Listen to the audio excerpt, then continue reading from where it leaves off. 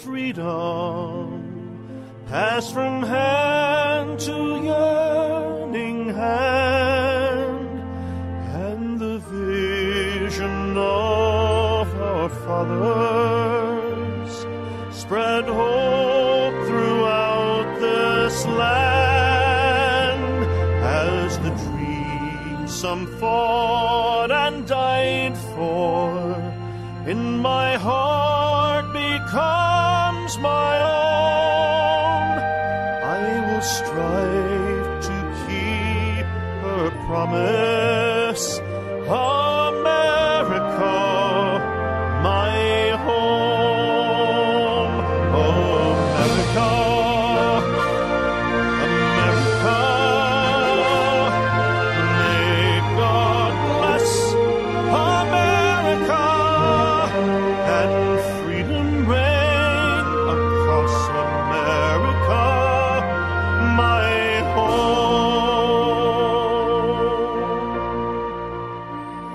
From the shorelines to the prairies, to the cities great and small, we have reaped the fruits of justice and liberty for all. So a deep appreciation for the blessings of freedom that we know in this great and wonderful land of ours. I'm Dr. George Simon, welcoming you to another edition of Character Matters. This is the program where we talk about what I consider to be the defining issue of our time, the most pressing issue of our time, the character crisis that we find ourselves in the midst of, and that threatens us all in many ways, in so many aspects of our lives.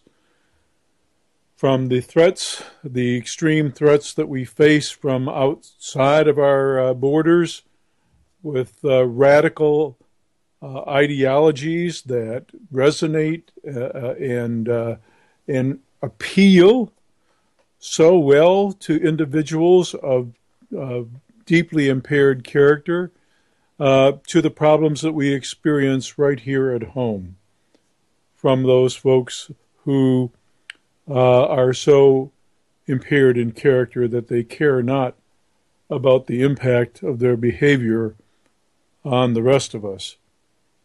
We have a wonderful gift in this country. We have an unprecedented amount of freedom that we enjoy, but along with this freedom comes responsibility, and our founders knew.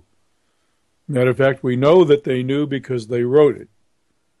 They expressed this view often, that our whole enterprise of limited government, minimal intrusion by government, would only work where there were people of sound moral character who had their own internal moral compass guiding them and did not need the government watching their every move and passing laws and restrictions on their freedoms. This is the only way it was ever going to work, and it's unfortunate that we have deluded ourselves into thinking that somehow, by regulating ourselves enough, we can stem the crisis that we've been in for some time. The fact is that people of impaired character always find a way around the rules, and there isn't a person on the planet, certainly not a person in the country, who has conformed their conduct in a way that they behave socially responsibly. There isn't a person who's done that strictly because we have a law.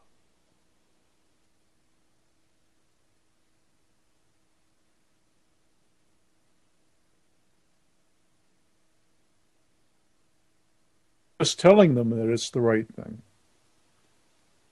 And they don't do it just because they're afraid of legal punishment or because the government tells them to behave in a certain way. They do so because they know internally they have a conscience that tells them right from wrong, and they feel an obligation, a social obligation, to be responsible. That's why most people behave themselves.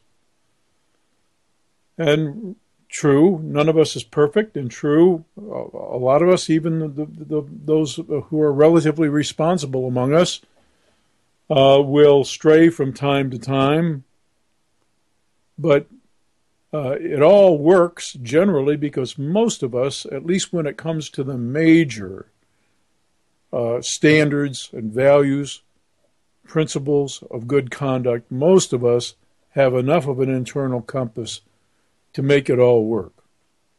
Unfortunately, we live in an age where all too many of us don't have that compass for a lot of reasons, and frankly, the reasons are fairly much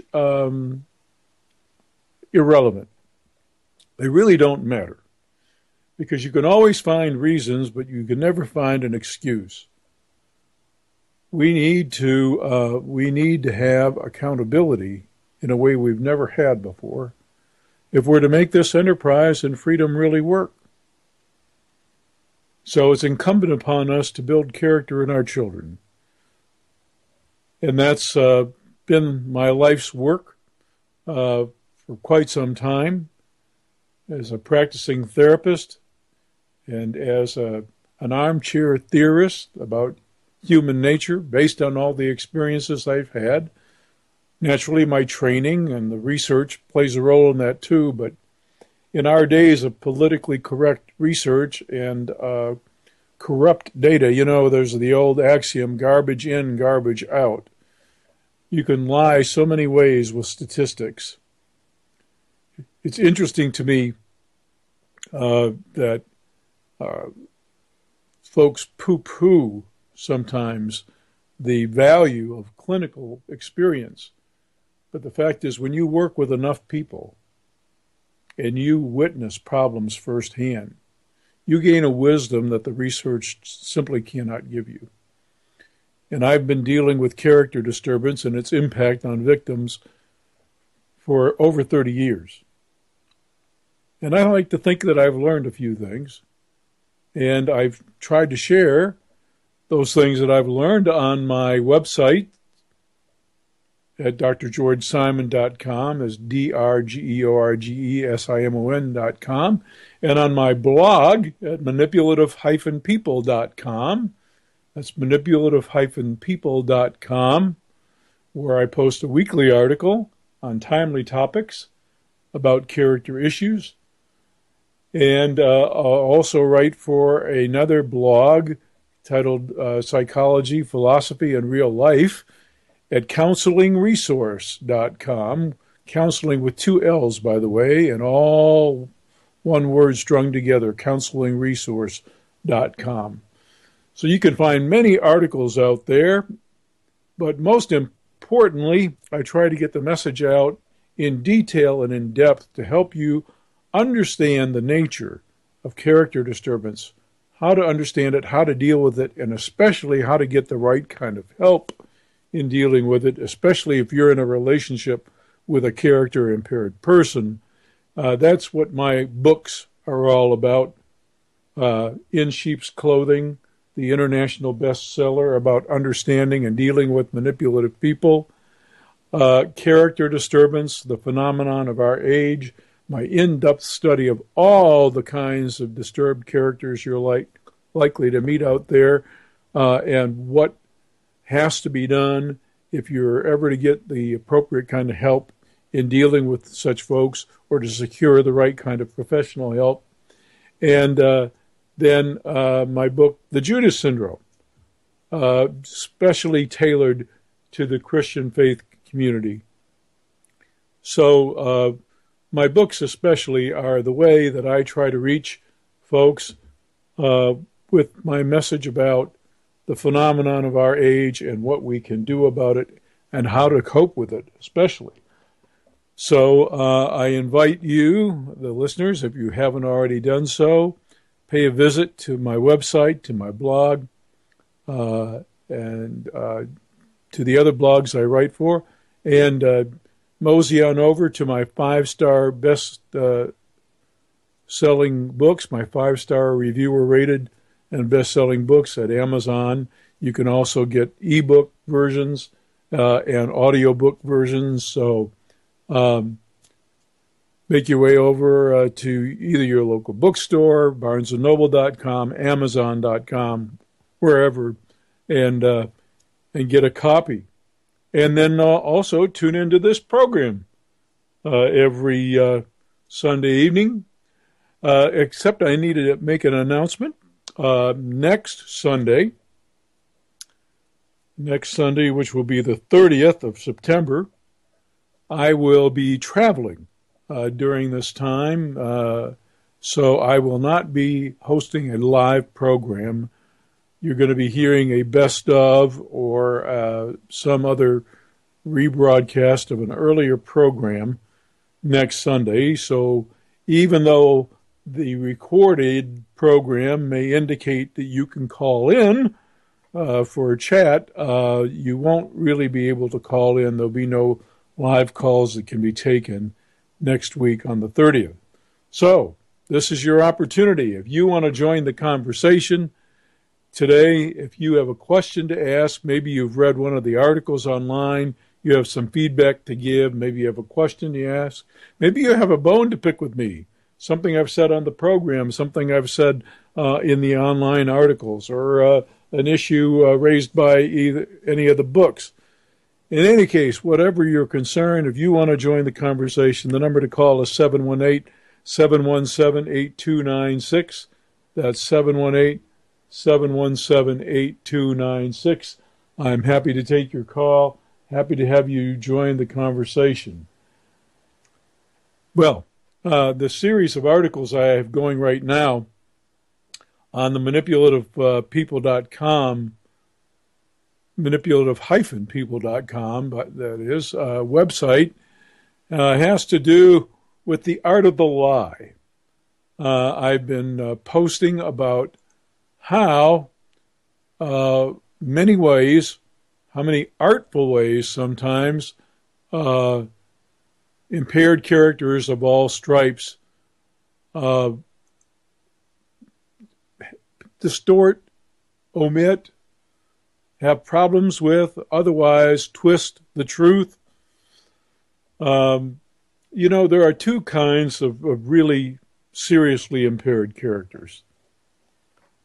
The narcissistic characters who are truly legends in their own minds, as one of my colleagues is wont to say. These folks basically have an expansive fantasy. Reality is to them whatever they want to make it. And they have a completely passive disregard for the truth. Their imagination knows no limits. And they equate it many times with reality. So getting them to reckon with the truth is often really difficult.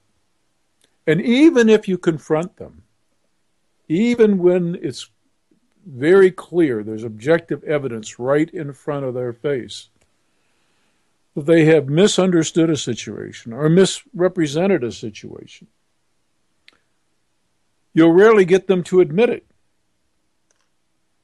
Many folks call this quote-unquote denial. But it's something even more sinister than that. We call it denial because they deny the reality of the situation. But true denial in a psychological sense is an unconscious defense against unbearable emotional pain. And it's not a bad thing. The kind of denial that narcissistic characters engage in with respect to the truth is a whole different kind of thing. And I talk about this in depth in my books. And then there's another kind of character. The cluster of individuals that I call the aggressive personalities. Sometimes these folks have been called the antisocial characters because they pit themselves anti-social. They pit themselves against the social order. And these folks are at all-out war with the truth many times. Feisty, defiant individuals that they are, they never want the truth to stand in their way. So they, like they do everything else, they just bulldoze their way right through it in order to get what they want. They'll lie, cheat, steal, do whatever it takes to get what they want and to get it now. So it's a whole different kind of thing. And in the post that I posted on Friday afternoon, this past Friday afternoon, on the manipulative-people.com website, I talk about two examples of the more egregious kinds of lying that these kinds of characters are capable of. And one type of lying that is really particularly harmful, I have found, really destructive in relationships, is when the person is deliberately deceptive about who they are in character. Now, this happens. Now, we all want to put our best foot forward when we're cultivating a relationship. You know, we want to make the best impression. This is part of what we call impression management, and we all do it to some extent.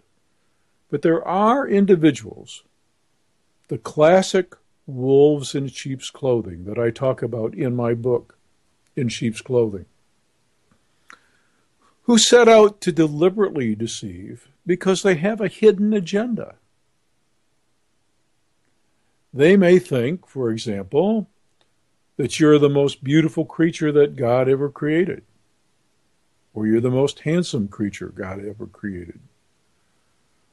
Or they may have their designs on something else. Maybe they know that you have wealth or that you have power. And they have some desire to possess either you or what it is you have to offer. And in order to adequately, quote unquote, seduce you, they have to misrepresent who they are. Because if you really knew who they were, what they were really all about, how they really think about things, what attitudes they really hold, if you really knew that, you might not give them the time of day.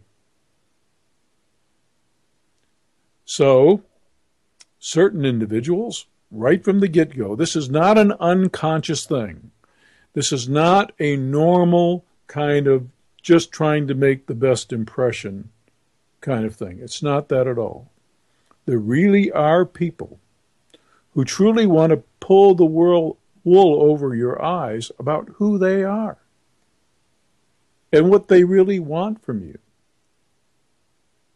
They don't want you to know that they plan to use you and exploit you.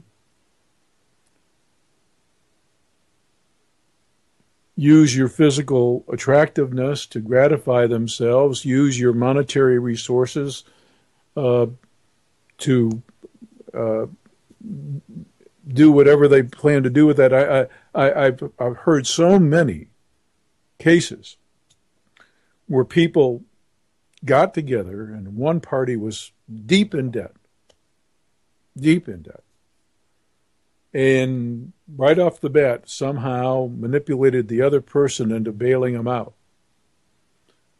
And then once they were not in a position to need any more, and there was no point to using or exploiting or abusing the other party anymore, they were out of there. They were out of there. Seen it happen lots of times, always with the same kinds of personalities, the personalities that I call covertly aggressive. These are the master manipulators. They hide what they're really all about, what they're really up to. They don't want you to see what they're doing, because if you do see, you're likely either to have nothing to do with them or to take steps to protect yourself, and that's not what they want. How could they possibly exploit you if you knew what they were up to? So they got to keep you in the dark. They got to keep that one leg up. And the best way to do it is by managing your impression of them, by making it seem like they're one kind of person when they're really something else, by making you think that they hold one set of values when they really hold another, by making you think that they have certain kinds of attitudes that you find compatible, certain principles that they live by, that you endorse, when in fact they live by an entirely different set of rules that you don't find out about until it's too late, until long after they've abused or exploited you. There really are people like that. And unfortunately, as I mentioned in the article that I posted this past Friday on manipulative-people.com, unfortunately, most people learn the hard way that there are people like this. They learn after they've been exploited. But we have to remember, above and beyond all else, that we live in an age of rampant character disturbance. Most of the problems of a psychological nature that we encounter these days. I'll say this again. I know that I am a minority voice saying this, because we have an industry out there that wants you to believe that the vast majority of human psychological problems have to do with chemical imbalances and with disease processes that people have absolutely no control over. This is what the industry would help you believe. And that's why there is such a growing industry. You know, there was a time, most people can't even fathom this. Because, most people in the last two generations can't even fathom this. But there was a time when hardly anyone went into a psychiatric hospital. And that wasn't because mentally ill people were just all over the streets dysfunctional. No, it was because, and I'm not saying anything about the conditions in those hospitals or the horror stories that existed sometimes, but the reason only a few people went into these psychiatric hospitals is because there are very few, relatively few individuals whose brains are diseased and not functioning normally, where they truly need that kind of care. Those kinds of situations are rare. Now, these days, we have all kinds of folks in psychiatric hospitals that never used to be there. And one thing that has just exploded in the last 30 or 40 years are inpatient hospitalizations for children. Children who are behaviorally unruly, whose conduct is the problem, who never forged enough character as a result of either the poverty of their environment or the abusiveness of their environment, and or their own personality characteristics, their innate characteristics, and or a combination of both, whatever the case may be, all these factors contributing to the fact that they're entering school age and they're trying to function socially and they just can't do it.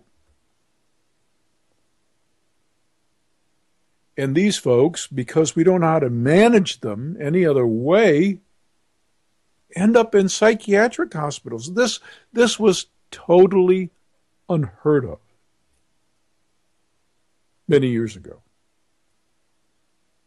Yes, there were some things as reform schools for unruly children. But we didn't disease these children. We didn't put fancy labels on them, and we certainly didn't over-medicate them.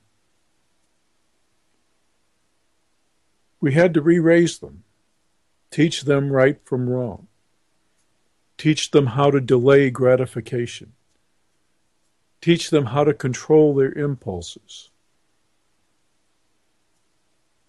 teach them how it works socially, what the social order is all about, how a society has to function, and how they have to function within it. And then we used to make them practice these things, rehearse, basically, good social functioning in the structured environment of these special schools. Helping them learn, helping them grow, helping them forge a better character. Because what we recognized way back then was that character was the issue. And it's still the dominant issue today. And we live in an age where, unfortunately, character disturbance is so prevalent in some degree. As I say in my book, it's the defining issue of our time. It's the phenomenon of our time. Because of that, you simply cannot take anything at face value. And when it comes to those folks who are capable of really pulling the wool over your eyes at the beginning of a relationship and misrepresenting who they really are, it is incumbent upon you. It is absolutely incumbent upon you not to take anything at face value, to really do your homework, to check things out, to look at the background, to look at the history, especially. Past behavior. I want you to listen to this carefully. Past behavior is the single biggest predictor, the single most reliable predictor of future behavior. Without an awful lot of appropriate, specialized therapy and a lot of hard work and effort and determination to be a better person, most people repeat the same mistakes. And because it's the very nature of character disturbance for a person to be actually content with the way they do things, even if the way they do things has caused problems, they'll tend to do those same things over and over again because they like operating that way. It's who they are. It's how they define themselves. So, if it doesn't matter how they present themselves to you, if you're getting together with somebody who's already had 3 failed marriages in 5 years, guess what? Your chances are not very good. And it's incumbent upon you. It doesn't matter what sweet things are said. It doesn't matter how well they treat you, how they wine and dine. It doesn't matter.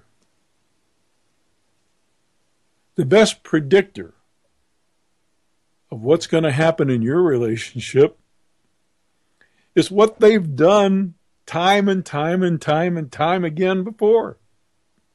That's the best predictor. Unless they have really had that come to Jesus moment. Truly, not just in words. Where they really took stock of themselves, dealt with their defects of character, and really worked at becoming a better person. And that doesn't happen overnight. That takes years. And there has to be evidence. In my years of counseling,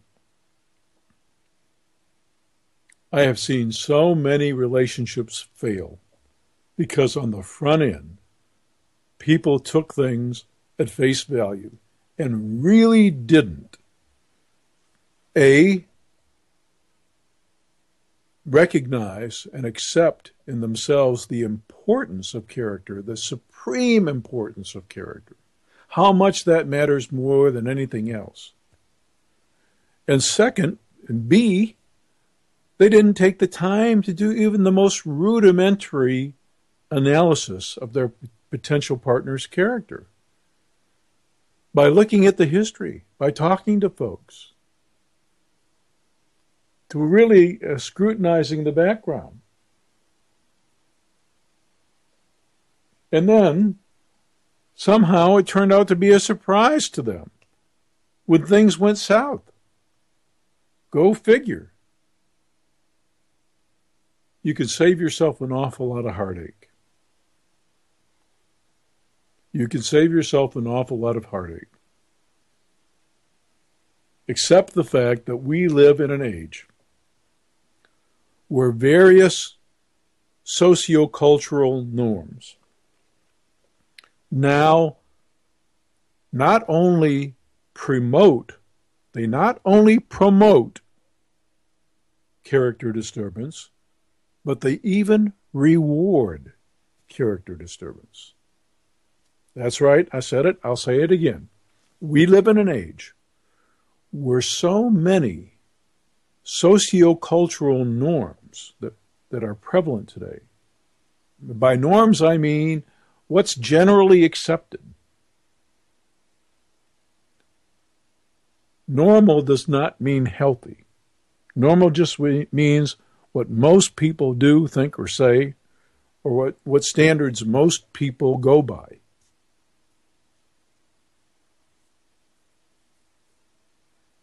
The normal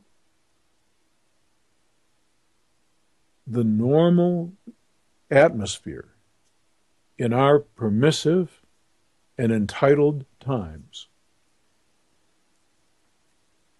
promotes character disturbance. It's normal. It's normal to be character impaired to some degree. It's rare to find somebody with enough integrity to make a relationship work, especially the first time around. It's rare. And the statistics prove it. Very few folks come to the enterprise with enough maturity of character to make the enterprise work. Marriage is a really tough, challenging enterprise. You really can't think of one that's a tougher challenge. And coming to it with the maturity of character necessary to have a fair chance at making it work is a challenge in itself, especially in our day and age, where, as I said before, so many of the norms in our society, so many socio-cultural norms, A, promote, and B, even reward character disturbance. I'll give you an example. I don't want to pick particularly on Donald Trump, but he's just such a great example. He's just such a great example. Now, one of the things that you may know, or you might not know, actually, about this man is that, everybody can glean for themselves. Everybody who's got an observant cell in their brain can glean how egotistical he is.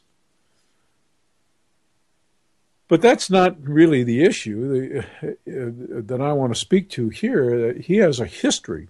If you basically give him what he wants and treat him the way he wants to be treated, he can be a wonderful guy to you. In other words, he will treat you back just as you treat him. If you offend him, wrong him, do wrong by him, as he perceives it anyway, he'll do whatever it takes to really beat the crap out of you. Now, I'm not talking physically. I'm talking about he'll do what he has to do to destroy those he believes are out to hurt him. And he doesn't mind admitting that. There's a documentary, he talks about this kind of thing. So I'm not just trash talking about him. It's just it's a study in the personality type. Now, my point about this is not to trash him. That's not my point. My point is that there are aspects of our culture that not only promote this kind of approach to life. In other words, if I think you're treating me okay, then I will be decent to you. But if I think you're either not on my side or might hurt me in some way, I have a perfect right to destroy you. There are aspects of our culture that not only promote that kind of thinking, but even reward it. And the evidence of that is that folks with that kind of makeup end up multimillionaires, billionaires, with not just money, but a lot of power and influence. In other words, it's adaptive. So it would be hard to sell them on the idea of change.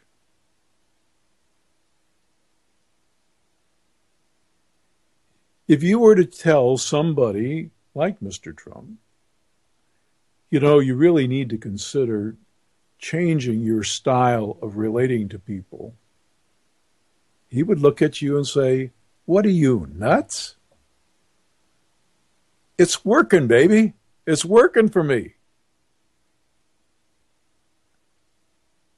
And the proof is all around you. See these monuments to my greatness? Why should I change? Give me one good reason." And here's what's lacking. This is the phenomenon of our age. The one good reason that might have been there years ago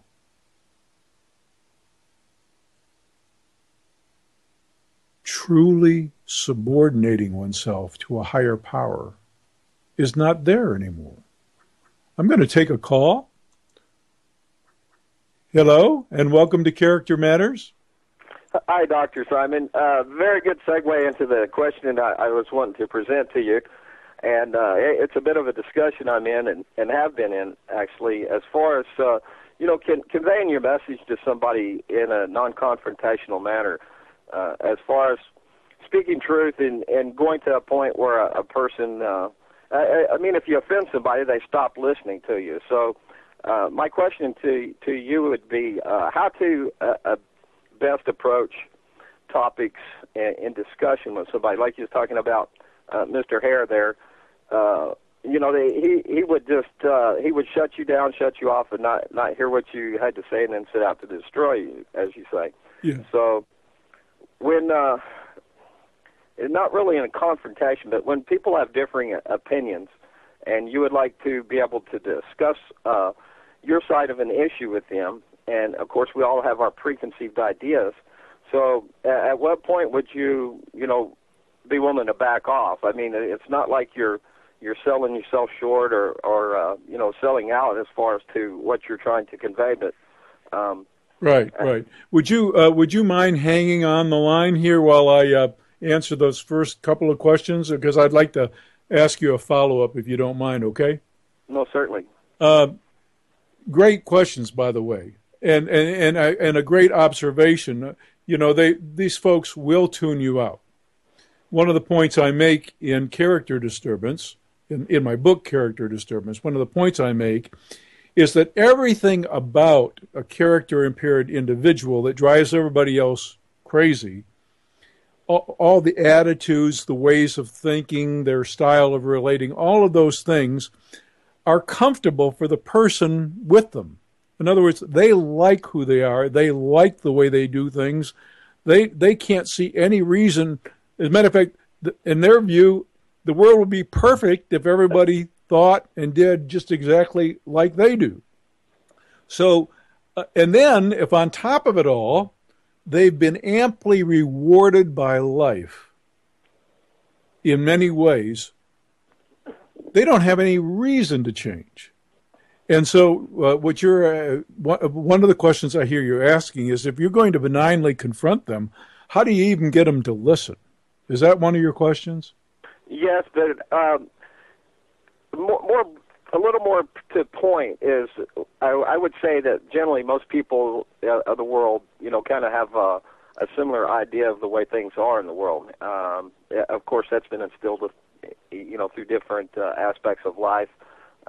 With people with good character, you generally find a good moral background in their family. Of course, people do go astray, but most people are so set on the idea, like you're saying, that what they believe is absolute truth, and there's no other way that anything could be otherwise. Yeah. That just like with Trump, or just with the simple idea that when should we not go and bomb another country, or should a death penalty, or just any certain topic that generally has a lot of emotion in it. Because I find most people interject their emotions into their thoughts and ideas. Well, you see, you have anticipated my follow-up question, and that's why what I was going to get to. So hang on for just a second, because I'll have even another follow-up for you. But to answer that question and to respond to that comment, that's a perfect observation that you made about what really prompts the shutdown. You see, these folks, they invite a response from us at an emotional level. And so in my books, I talk about the years that I spent refining the art, and it really is an art. I can't spell out in detail every little component of it, but the art of benign confrontation is just that. It's an art. It's a way to present the cold, hard facts about the dysfunctionality of someone's way of thinking, or their attitudes, or their ways of relating, in a way that doesn't come across with an emotional charge that says, people are always tuning into all that nonverbal communication that's going on. And when they pick up in that nonverbal communication that you think that they're an idiot, or that you hold them in low esteem because of the way that they're behaving, when that comes across, instantly, the person who's already comfortable with the way they do things and doesn't see a reason to change it is tuning you out. They're tuning you out because they're responding to that extra stuff that comes along with your confrontation. And to confront strictly on the basis of the facts, this you did led to this. And even though you might want to deny that this is a negative consequence, it is, in fact, whether you deny it or not, a negative consequence, and it's directly linked to that behavior. And if there's enough of that kind of confrontation over and over again, over time, and without the emotion behind it, it's amazing what can happen. Now, in the cases of really severe character disturbance, I got to tell you, it's a real challenge. Usually what has to happen is the sky has to fall. Usually for someone who thinks that they've got the world by the tail and that the way they've always done things is the way they plan to always do things, the world has to come crashing down around them. In other words, they have to get defeated in life to even begin to think, well, maybe my approach just hasn't been the best. But for folks who are not extreme, the art of benign confrontation eventually has an impact. It may not have an impact right away. I write in my book that I give examples of so many cases where I met someone at one point or another in their life, and they just were not ready to accept, but that didn't mean that they didn't hear. They heard every word in the confrontation. They weren't ready to really accept it at that point, but at some point in their life came a point when they were more ready. And when they were ready, that's when they came back, and that's when they basically went to work on making of themselves a different person. Well, I think you described me a lot in a lot what you just said there. I as a youth, I was troubled, if that's the word for it, or got in trouble, and spent about 15 years from the time I was 15 till almost 30, correcting that. Of course, I'm still on a journey of working on my character. And that's why I love your program so much. I think it is the most important step, because it doesn't matter any differing opinions that one might have.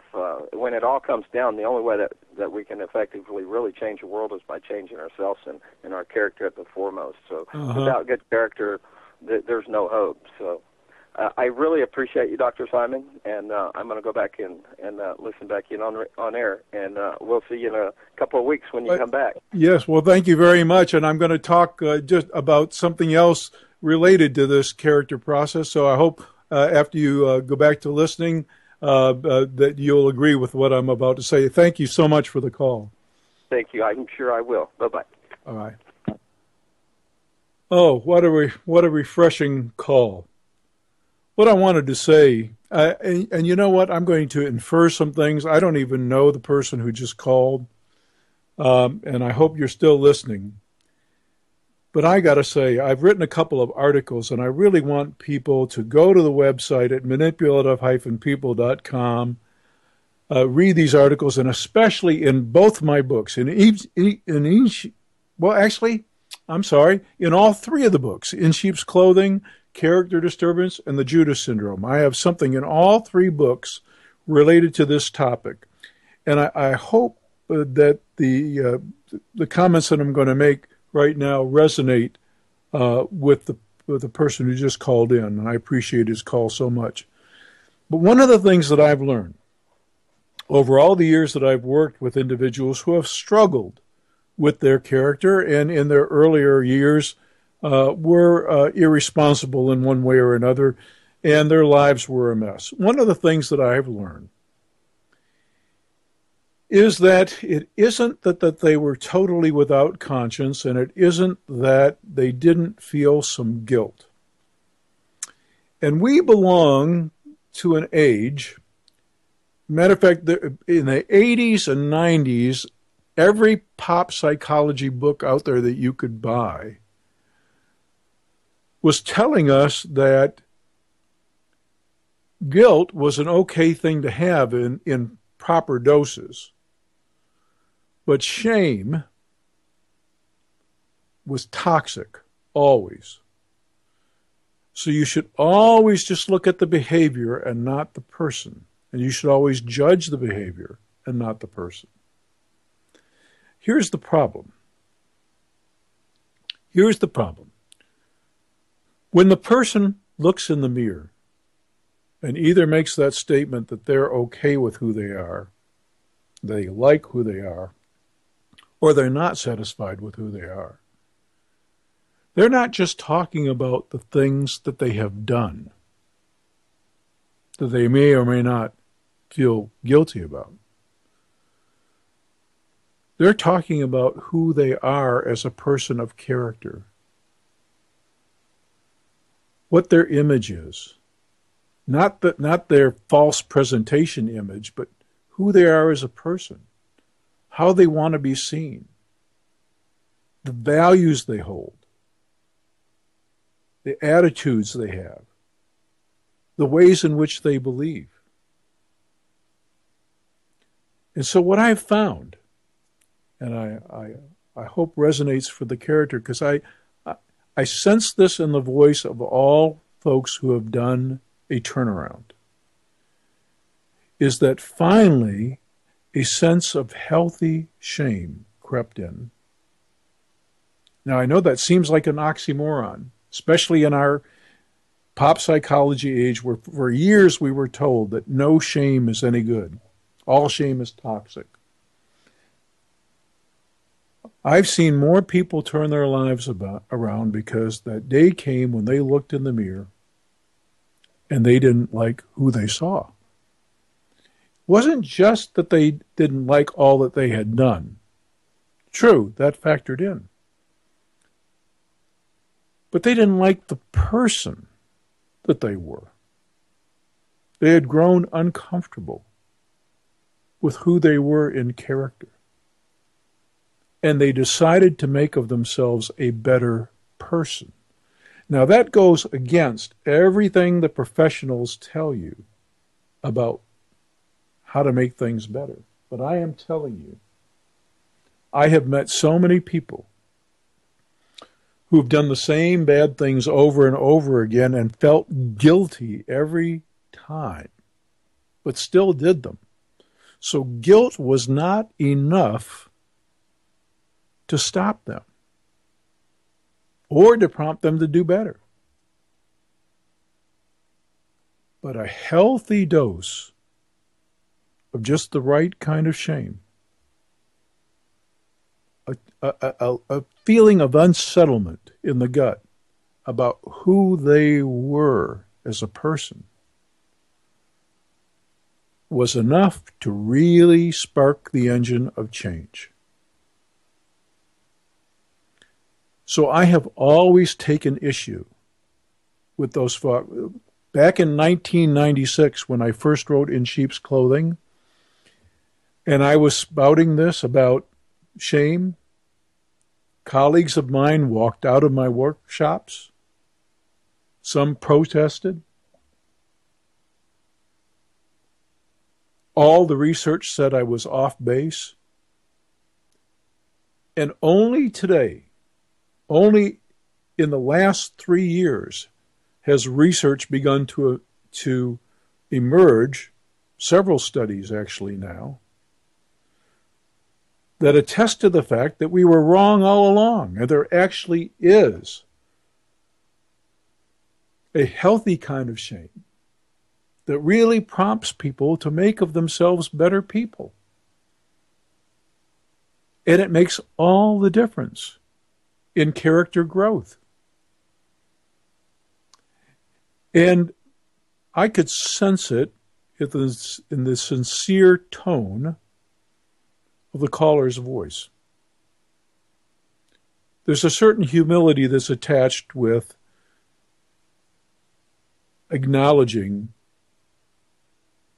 in a tone that sounds sincere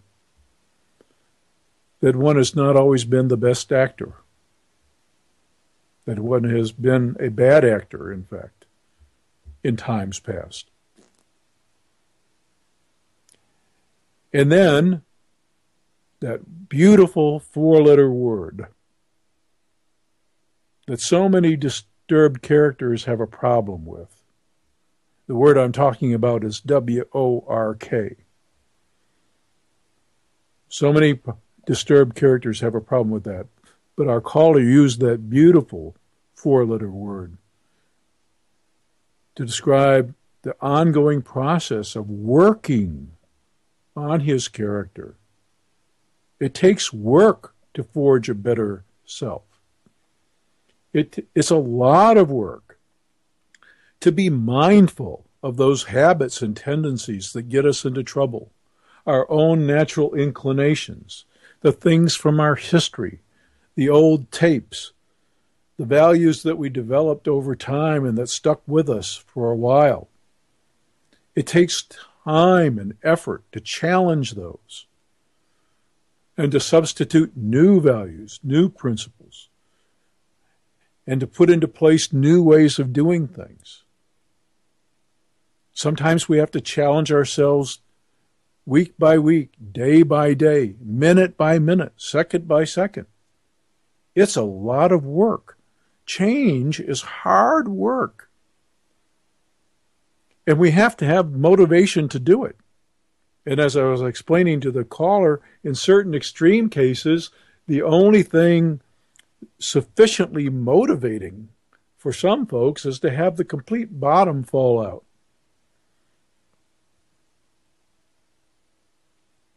Is to have all the world come crashing down around them. Have everything go kaplooey.